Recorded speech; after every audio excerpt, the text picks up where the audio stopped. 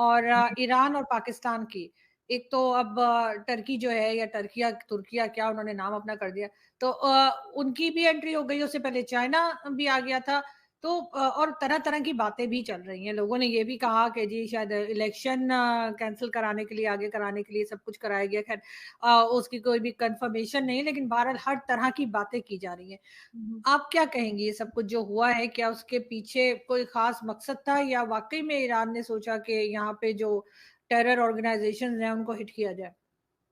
देखिए, आज़ू सीधी बात है, अगर ईरान ने ये ना किया होता, तो ईरान कोई ऐसा कोई छोटा-सा, बच्चा-सा, मुन्ना-सा मुल्क तो है नहीं कहीं पड़ा हुआ है, जिसको कोई वो तो एक वैसे ही आपको पता है कि एग्रेसिव मुल्क है। एक ऐसा मुल्क है जो हमेशा असर्ट करता है, अपने होने का यकीन दिलाता है। तो वो उसकी तरफ से अभी तक बहुत सारी तरदीद आ चुकी होती कि जी हमने नहीं किया, पाकिस्तान ने खुद जैसे कि आपको पता है कॉन्स्पिरेसी थ्योरीज़ चल रही है, कुछ लोग कह रहे हैं कि जी पाकिस्तान ने खुद ही कर दिया है, कुछ लोग कह रहे हैं कि क्योंकि वही इलेक्शन डिले कराने के लिए बहुत सारी ऐसी चीज़ें चली। मेरा नहीं ख़्याल है कि ऐसी कोई बात है। ईरान जो है वो डंके की चोट पे खड़ा है और उसने उस तरह का कोई और फिर देखिए जब इंटरनेशनल कुव्वतें अगर इसमें इन्वॉल्व हो रही है, चाइना इन्वॉल्व हो रहा है, टर्की इन्वॉल्व हो रहा है, इसका मतलब है उनके पास इंटेलिजेंस रिपोर्ट है कि ऐसा कुछ हुआ है, you know. So we can not easily scrap it away saying कि जी पाकिस्तान चूका पाकिस्तान को इतना बड़ा काम करने की क्या ज़रूरत पड़ी हुई है भई इलेक्शन पाक फौज इतनी बहादुर फौज है कि इसके मुकाबले में कोई दूसरी फौज हो नहीं सकती। क्यों? मैं फौज के अंदर रहता हूँ, मेरा घर यहाँ है, मेरी फौज मेरे से पीछे है और जो इंडिया की आर्मी है वो मेरे घर के सामने है। हमसे ज़्यादा ये दर्द कौन समझ सकता है? अल्हम्दुलिल्लाह पाकिस्तान एक एटमी ताकत है, अगर आप उससे ऐसे करेंगे वो आपको मुंह तोड़ जवाब देना जानते हैं। इंडिया ने ऐसी गलती की थी, उसको पता लगा है जब उसका तियारा गिराया है। तो ये जो छेड़छाड़ पहले उन्होंने की है, किसी भी आप हमसाये को छेड़ेंगे जितनी उसकी ताकत होगी उसके मुताबिक वो आपको जवाब देगा। पहल हमने नहीं, पहल उनकी तरफ से हमेशा सारी गलती जंग का असूल है, जो पहला कदम उठाएगा उसके ऊपर सारी गलती आती है। इंडिया का आप देखें अभिनंदन जो हमने पायलट दिया है, हमने अमन का कदम उठाया ना वहाँ। इंडिया अब इसलिए डाल दिया कि इंडिया जो है ना वो हमें एक आंख नहीं पाता वो तो वो असल में इंडिया जो है ना वो हमारा अज़ल से दुश्मन है। अच्छा। और इस बात की जो है ना किसको खबर नहीं है, हर बंदा बच्चा जानता है कि वो पाकिस्तान के ख़िलाफ़ है। अच्छा। उसने कभी भी पाकिस्तान के फेवर में कोई काम नहीं किया है। तो सर जब हमने दोस्ती नहीं करनी, जब हमने कहना है कि आप दुश्मन हो तो फिर उन्होंने वही करना है ना। पाकिस्तान एक एटमी ताकत है, लेकिन मुझे अफसोस से ये भी कहना पड़ता है कि हमें एटमी ताकत का फ़ायदा भी नहीं है।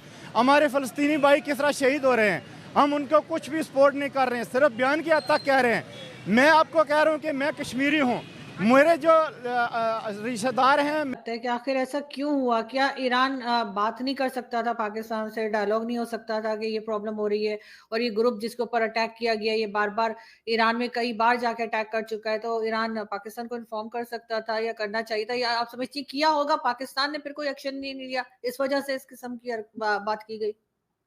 देखिए यही बहुत हैरानगी की बात है पीर के रोज़ ये जो अभी पीर गुज़री है अ अ, ईरान का एक वफ़्द पाकिस्तान आया हुआ था जिन्होंने पाकिस्तान के जो फ़ॉरेन मिनिस्टर हैं जिलानी साहब उनसे मुलाकात की जो है उनसे मुलाकात की और वो वफ़्द जो था उसका मकसद ही टेररिज़्म के ऊपर बात करना था। यानी कि वो उनको उस वक़्त को जो लीड कर रहे थे वो वहाँ के अफ़गानिस्तान के जो एनवॉय है ईरान में वो लीड कर रहे थे।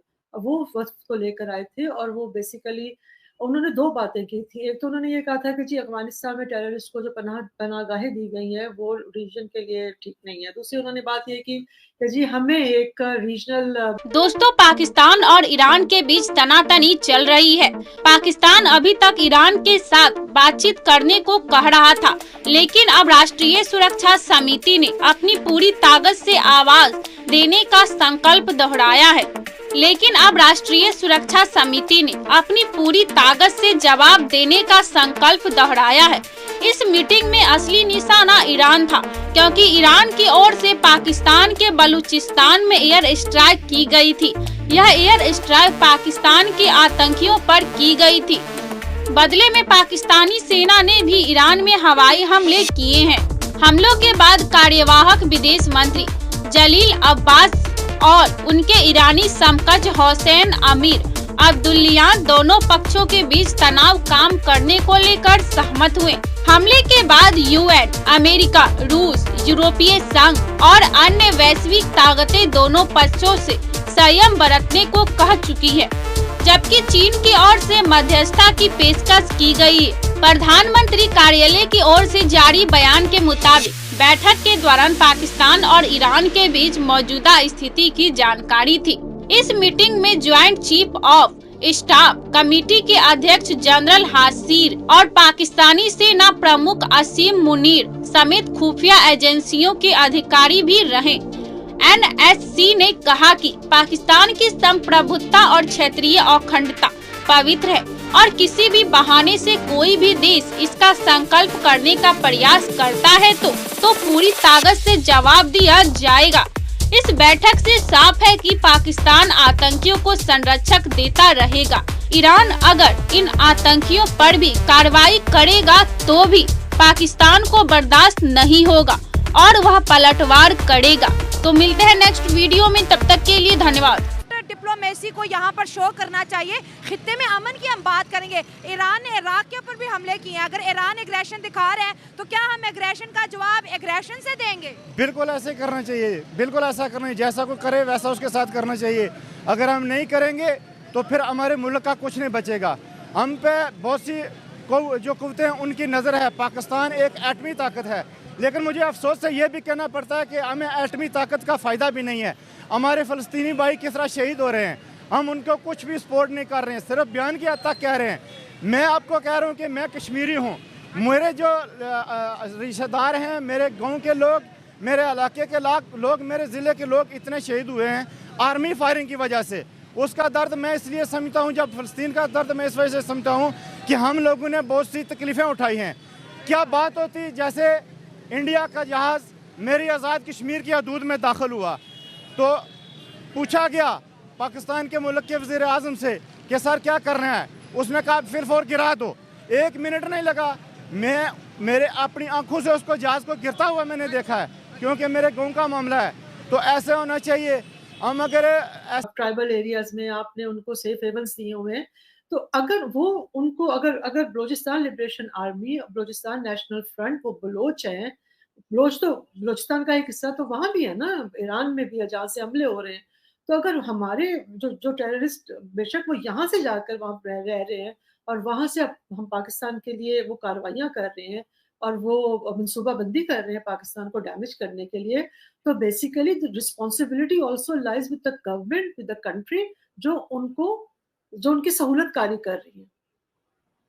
तो ये कहना नहीं होता कि भाई अगर फॉर इंस्टेंस अगर आज कोई इंडिया के कुछ लोग हैं, वो इंडियंस हैं, वो ये फैसला कर लेंगे जी, जैसे वहाँ मणिपुर में बहुत सारी जगह है वहाँ सेपरेटिज्म हो रही है, मणिपुर है, खालिस्तान की तहरीक चल रही है, होते तो वो सिख ही हैं। तो वो जैसे अभी इंडिया ने जाके वहाँ कनाडा में जो कार्रवाई की थी, तो उनका अपना ही बंदा था ना, नेशनैलिटी उसने वहाँ ले ली, लेकिन था तो वो सिख ही ना, था तो वो इंडियन ही ना, ओरिजिन तो उसका वही था। लेकिन इल्जाम वो लगाते हैं कि जी, और इंडिया इल्जाम लगाता है कि कनाडा ने बहुत ज्यादा खालिस्तान मूवमेंट को स्ट्रॉन्ग करने में भरपूर हाथ अपना वो तो नजर आती है ना, किया है कनाडा ने, किया है, नजर आ रहा है। अगर वो कर रहे हैं तो वो अब इंडिया ने जाके तो यहाँ से तो मिसाइल फेंकना नहीं